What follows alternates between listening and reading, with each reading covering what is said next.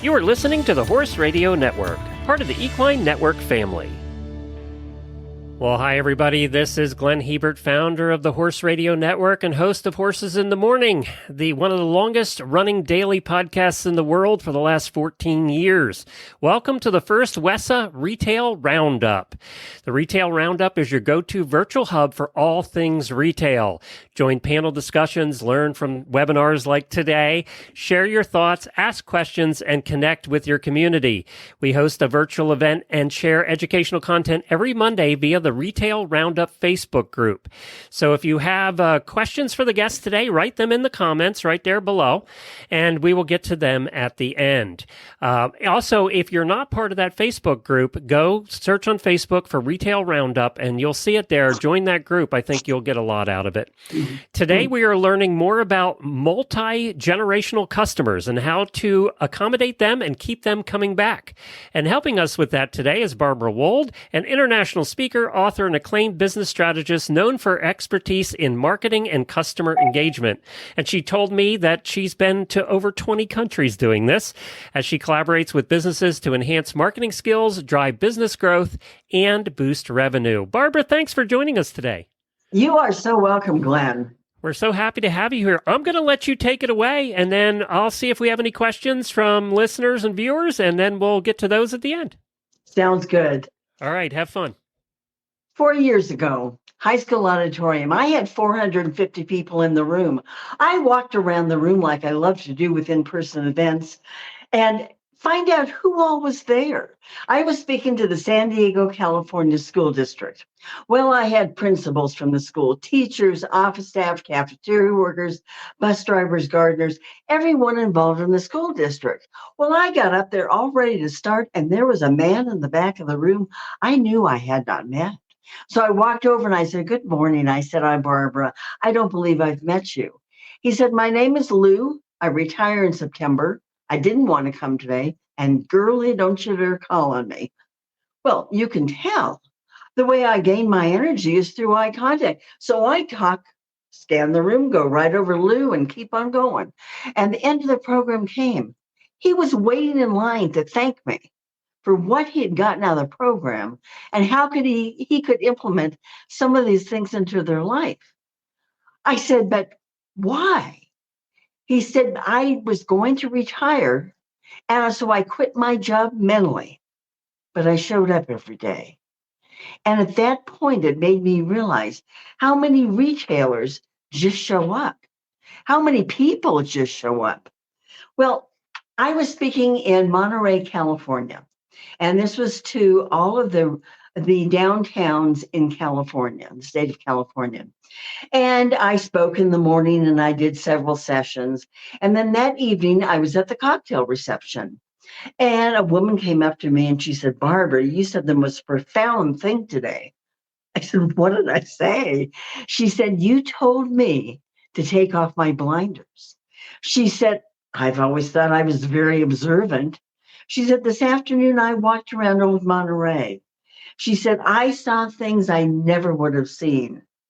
She said, "You made me open my eyes and look at what other businesses were doing and how I could improve mine." My daughter rides. My daughter shows in the hunter class, and I have been to the English tack store with her many, many times, so I know. And my granddaughter rides too. My daughter started riding when she was in high school and junior high, and she showed Western at that time and had a pony. Well, then years passed. She didn't have a horse at all, got married, had children. And then 15 years ago, her husband bought her for her birthday 5 riding lessons. Well, she switched to English and she started spending all of her money at the tack store. And she told me, she said, "Mom, it's like buying cocaine for an addict." And it was. And she loves it and still loves it today. And it keeps her grounded. It definitely does. I was sitting in a plane recently, upgraded to first class, thank goodness. And there was a gentleman next to me. And I was curious. He had spreadsheets he was looking at, so I'm kind of peeking over to see what he's doing, and they were for Domino's Pizza. And so I kind of sat back and looked, and I thought, "Ooh, it's Tom Monahan, the founder of Domino's Pizza." So I sat up real straight, and I said, "Oh, Mr. Monahan," I said, uh, "your pizza is my favorite pizza." And he said, "No, it's not." He said, "We don't make the best pizza in the world. Your favorite pizza is the little pizza guy down the street. We make pizza fast and good." He said, 6 o'clock, mother says, "Okay, just got back from soccer with the kids. I'm ordering pizza." Sunday comes around. Jim says, "I'm calling and ordering pizza. We're watching the game." It's not the best pizza, but it's delivered in 30 minutes or less. That's what we're known for. So it made me realize you can't be everything for everybody at all. As Glenn had mentioned, I have worked in 20 countries and loved it. Loved all my travel. The pandemic killed that, that's for sure. But the first time I was in Kuala Lumpur, Malaysia, I was visiting Surya KLCC, which is a vertical shopping center. There are 7 layers to it. Down in the basement is the grocery store, the pharmacy, and things such as that. And it gets a little more expensive as you get to the top. And so I'm sitting looking at the directory to kind of figure out what I wanted to see. And I noticed there are 7 Famous Amos cookie stores. And I'm going, Malaysians like Famous Amos cookies this much? And I thought, I just couldn't believe it. So I had to check it out. Famous Amos, well, I mean, Famous Amos doesn't own Famous Amos any longer at all. But the company, what they do, they get to know their customer first. And Malaysians like fancy packaging. So you may be buying just a little tin of cookies, but you're paying for it. The balloons, the streamers, all of that, because they get to know their customer. And this is what you need to do. I had a very successful retail business. And I mean, it was fabulous. I loved it. But those were the days you'd open the door and the people would come in. Not today. I mean, completely different today. Today, you need to know who your customer is and direct your marketing, your social media, your selling to that customer. First of all, it is the way you put yourself forward. That's the first place to start. I spoke at the Denver Merchandise Mart for years, for 26 years before they closed. And I was doing a program on marketing.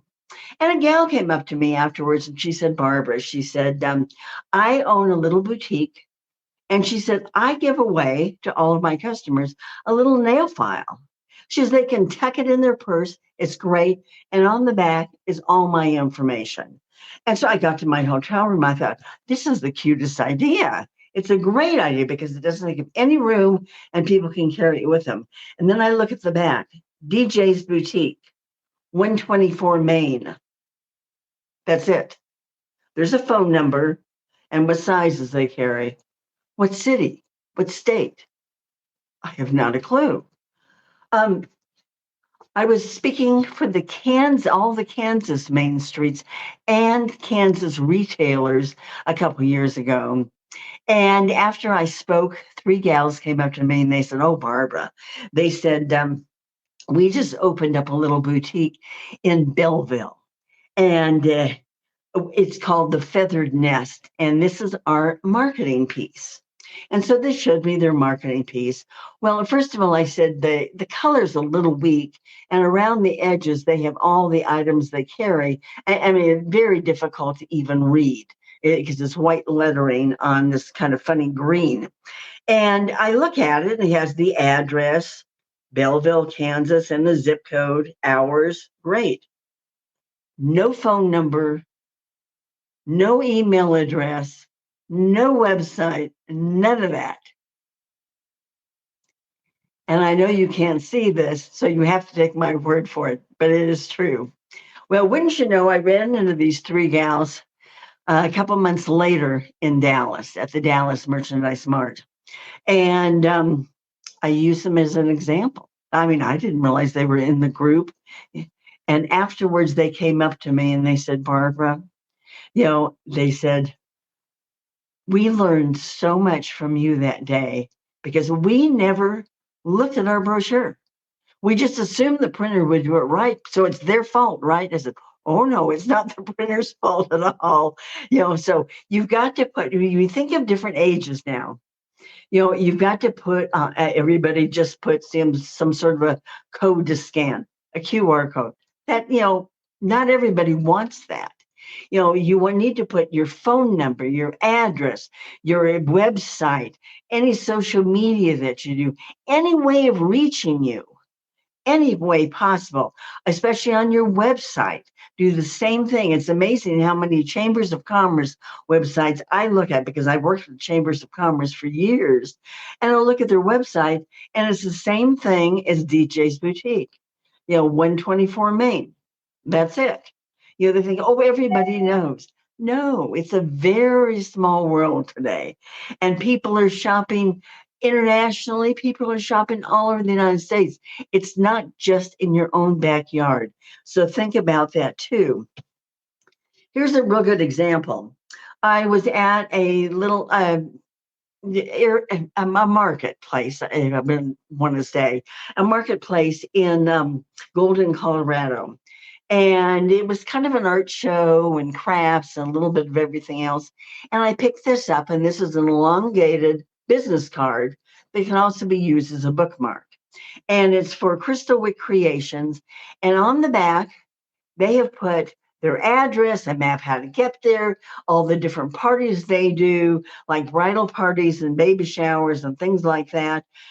All their information on how to get a hold of them. Fabulous. And then I picked up another very similar elongated business card. It's art resources, tells me a little blurb about what they do. Nothing on the back. They've wasted an entire back.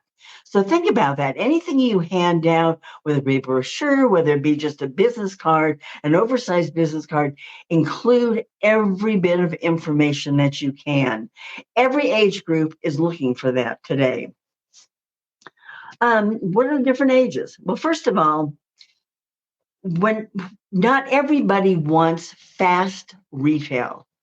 Not everybody. You look at what Walmart's doing, what's Target's doing, your local grocery store. They put in a self-checkout thing. People want to get in and out fast. Plus, it'll reduce theft. Well, it actually causes more theft, and people aren't happy with that because so many of them want to speak to a real person and have a real person do it. So there's all different controversy with that.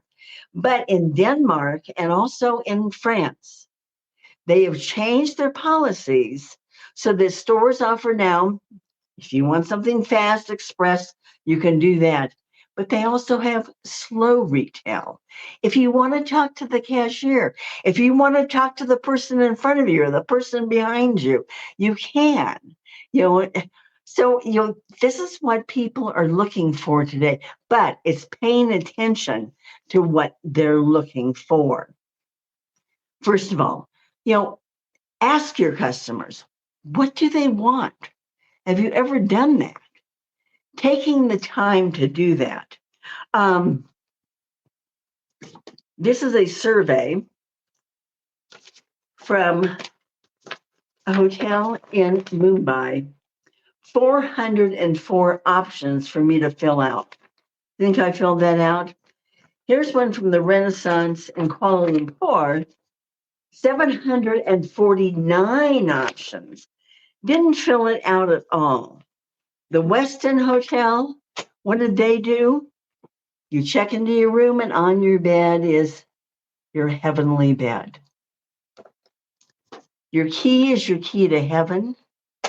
And instead of do not disturb on the door, can't come to the door right now. I'm in heaven. What did they do? They asked their customers what they wanted. They gathered their guests together. They gave them something to eat. And maybe a little trinket of some sort that doesn't make any difference. But then they ask them, what do you want from us? Is it a fast check-in? Is it a fast checkout? You know what they said they wanted? They wanted a bedspread they weren't afraid to sit on. So they created the heavenly bed. Yes. So they listened to their customer and they did something with the information. Okay, we're going to go through this fast now. I'll tell you, half an hour, things happen fast. You're selling an experience. You know, you're not just selling merchandise. You're selling an experience. You want to pull those customers back in again. If they're doing all of their shopping on the internet and not your website, you want to pull them in. So you've got to think about the different customers you have. You've got children. Are children your customer? They definitely can be. That's for sure. I go to the horse shows and I know how young some of those children are. And, and this is not a cheap hobby that they have. So I'll tell you, you have a great opportunity here. What are they looking for? Do they know their brands? Oh, they know their brands. I'll tell you, about 30 years ago, my granddaughter was going to a birthday party. And this is 30 years ago. And she said, Baba, she called me. She says, Baba, that's my grandchildren call me. She said, I have on my pleather pants from the Gap and my legs are sweaty. But she knew they were from the Gap. She knew exactly. She was 6 years old. Yes. So you've got children. You've got Generation Y, Generation Z. This is the big thing right now, Generation Z. Okay, what are they looking for? They love to feel the merchandise, not everything online. They want the experience of going into a retail establishment. That's what they're looking for. What do they want? A qualified salesperson, somebody that knows what they're selling. That's their key. You've got women. Women are the CFOs of the household, and I'll tell you, they make 80% of the buying decisions. You've got aging boomers. You've got empty nesters. Empty nesters.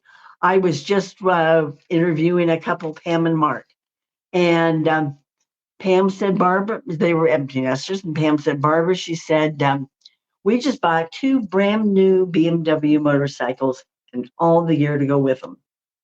Were they saving for their kids any longer? No. So you've got to realize what each segment of the market is looking for. Then you look at seniors. I mean, I used to go with my granddaughter and my daughter all the time to the English tax store.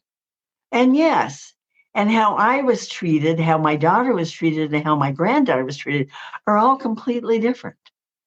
So, take that into consideration also. Who's going to create this atmosphere, this experience for the customer? It's your staff members. That's who's going to do it. Danny Meyer is a restaurateur in New York. He has 15 restaurants in New York, and he also started Shake Shack. And he realizes the importance of making a person feel fabulous.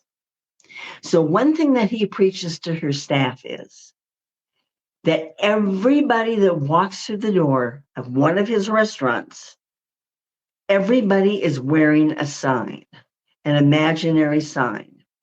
And it is up to these servers to realize the size of the font and how brightly the sign is lit. And the sign says, make me feel important. Isn't that fabulous? Yes. Take off your blinders. You'll pick up little things everywhere. Starbucks has realized that all of their employees have become robots. Yes, and that doesn't work today. Actually, where was the first Starbucks opened up in Seattle? All right, we all know that. Very successful, cold, damp. Starbucks did very well. Second Starbucks, Chicago. Again, windy, cold, Wind coming off Lake Michigan is fabulous. Third location, 3rd Street Promenade, Santa Monica, California. Hot August afternoon. That hot coffee's just flying at the door. Wrong. It's not at all. So Ann Ewing, their manager at the time, was able to think on her feet. She went home, she got her blender, stopped and got some ice, and made the first Frappuccino. And look where that has gone today. Yes, and so this is why Starbucks today has realized since their employees have become robots, they're turning that around so that they can think on their feet. I was asked to speak in Singapore, and the conference was all about branding. Singapore, everything's about branding, everything. Well, my part of the conference was the face behind the brand.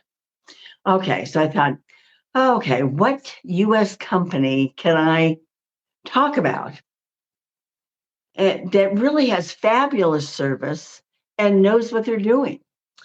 And I thought the Container Store. And I thought the Container Store, it's not a big chain. They're about 200 is all there are today. And they started out in Texas. So I went to one of their stores in Dallas. And they have their stores, their employees are either a floater, they're at the cash register for an hour, they're carrying packages out to customers' cars for an hour, or they're in the closet fitting department. Okay. And this is their tagline is contain yourself. So it's all things to help you organize your home. Okay. So I'm standing inside the store in Dallas. And I'm watching this young lady. It's around Christmas time, and I can tell she's a floater. And she comes over and she says, "May I help you?" And so I told her why I was there, and I was just observing if that was all right. And she said yes. And she told me about all the different positions, the 4 different major positions that their employees have, so that when you go up to one of their employees and ask for something, they don't say, "Oh, well, let me get somebody to help you." They know the answers. And I thought, wow, what a wonderful example. And then she looked at me and she said, "You know what?" She said, "I preach what is in the brochures. I could be Tony the Tiger for Kellogg's. I could be Ronald McDonald for McDonald's." She goes, "I am the Container Store. I am the brand." And I went, wow, if everybody had employees like, how fabulous that would be. So, it's having different positions, but it's the key is your employees, to let them realize the importance of all the different ages that come into your store and how each one needs to be treated just a little bit differently. What are they looking for? Look at the alpha mom. She's the young mother. She's got a kid on her hip and she's a soccer mom. And, she's responsible for cookies for the PTA meeting this week and everything else. What is she? But she also rides. And what does she want from you? She wants you to make life as easy as possible for her. So think about that. She wants information and you to make life as easy as possible. All right, then what kind of social media are you doing? Are you doing any kind of social media at all? Have you asked your customers, what platform are they on? What do they watch? What don't they watch? What turns them on? During the pandemic, I worked with quite a few different retail businesses via video, obviously. And I did work with Great Falls, Montana, and all of the surrounding cities around Great Falls. And one of them was the city of Browning. Well, Browning is on an Indian reservation. And during the pandemic, the Indian reservations basically shut down. You think we all shut down. They really shut down because they were more susceptible to the virus. Well, so I was on a video call with the owners, and they were explaining to me how they would put things in the window so the customers could see them, and the customers would drive up, and they'd ring it up and sneak it out the front door and put it on the on the curb for them and everything else. And so we were talking about social media, and I said, "Well, what do you do social media wise?" And she says, "Well, you don't really do anything." And I said, "Well, what about Facebook Live? Have you tried anything like that? That way, then you could focus on your merchandise and everything else, and customers could see it." And I said, "Let me give you an example. I was one of my engagements in India. After I spoke, the next morning I was having breakfast, and an elderly Indian man came up to me and he said, 'Miss Wold,' he said, 'let me introduce myself.' And he said, 'I saw your picture in the paper.' And I said, 'Oh, yes.' I said, 'I was kind of excited to see my picture in the paper.' And he goes, 'Well, my picture's in the paper too.' And I said, 'Oh, wonderful.' He goes, 'And mine's bigger.' And I said, 'Well, that's great.' And he goes, 'Do you know why? Because I am photographed with children.' And it made me realize how important that is. And I was sitting at a retail conference I was speaking at, and it was the dinner that night. And this was a tourism conference. I do a lot of tourism conferences. And I was sitting next to a gentleman from Viking River Cruises. And I said, "I'm always using your examples if I'm speaking on marketing." He goes, "You do?" He goes, "Yeah, I always encourage people to watch your ads." He goes, "Why?" I said, "Haven't you watched them?" He goes, "Why would I watch them?" And I said, "But notice, first of all, you see the couple with their champagne and they're toasting and they're going down the river, and you kind of see some of the sights they're going to see. And the next scene, you see them sitting in the local park with a little old lady with her little babushka around her head and chatting with a local resident. Then the next scene, you may see them with the pizza guy and they're putting a pizza in the oven with him. The next scene, maybe they're visiting with the little girl who's walking down the street with her armful of baguettes, buying a baguette. Then at the end, you see them with their champagne again and on the river cruise. But it's that interaction with people. So when I worked with these two gals on this Indian reservation and I told them these stories, they said, "Well, we just got a new puppy. Could we use the puppy in social media?" And I go, "Oh my gosh, that's fabulous. Of course you can. Certainly." And because you want to make things fun on Facebook Live, if you haven't tried it, try it. And if you're too embarrassed to get on camera, get one of your employees. It's fun to show merchandise around your store. What merchandise your employees have selected that they think is a great merchandise for you and everything else. I mean, but make it fun. You've got to make it fun so the people want to watch it. And then too, we're speaking about social media. Um, if you don't you need to do it on a regular basis, and it needs to be consistent. And, and if you can't or don't have the time, one thing that I did with one city I worked with, Escondido, California, I not only did seminars for them, but I also met with about 25 of their local businesses.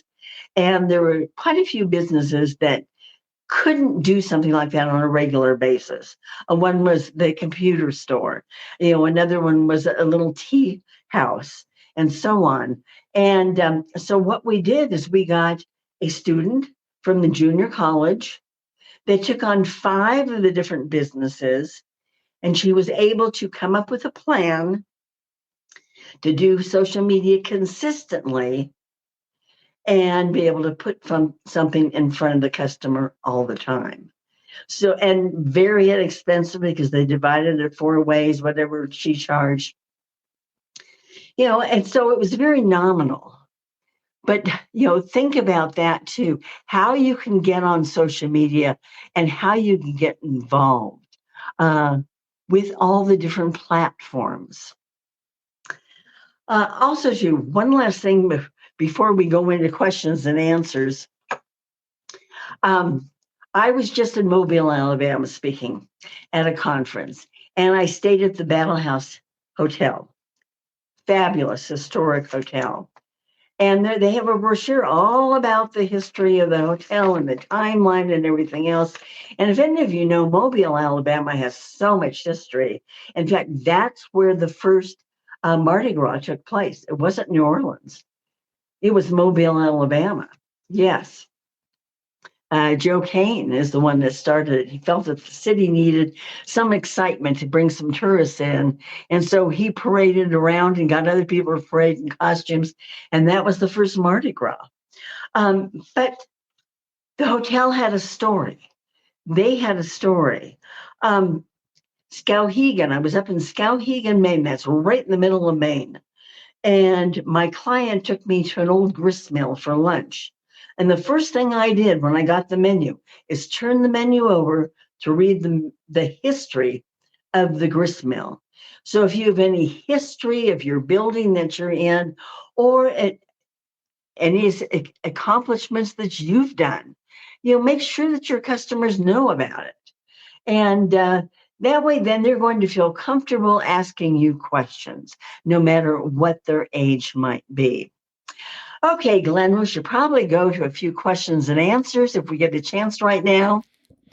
Well, thank you for that. I appreciate it. I was listening and I boiled everything down. I do have a question or two, but I was listening and I boiled everything down to one word, and it's the word that's been the success for my businesses over the years is relationships. It's still all about relationships. Yeah, you're building it. It's generational relationships this way. You have that relationship with the parents. It's your job to make that relationship also with the kids and the grandkids. Yes. And that's harder. You're right, because they're used to shopping online, but they know from their parents why their parents like to come to your store. Yes. They know that, right? So that brings up the question that came in about loyalty programs. Do they resonate with each generation, or are loyalty programs lost on the younger generations, or are they just sick of loyalty programs? It depends. It depends upon, ask your customers. And this is why I believe in focus groups. And focus groups shouldn't be any more than 10 people at a time. But to ask them viable things like that, loyalty programs, you can do a focus group with everybody all the same age or multi-generational, doesn't make any difference. But, ask them, loyalty groups, are they important to you? Or are they not?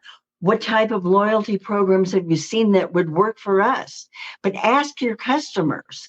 You can get so much information out of your customers, and so many people don't take advantage of that. Yeah, and information's our lifeline right now. I mean, well, they are. Yeah, that's what it's all about, is information. We also, and I consulted with some retailers for a long time, and one of the things we tried to do, it's harder today with the hiring the way it is, but what we tried to do was mix up the ages of the employees too, especially the on-the-floor employees.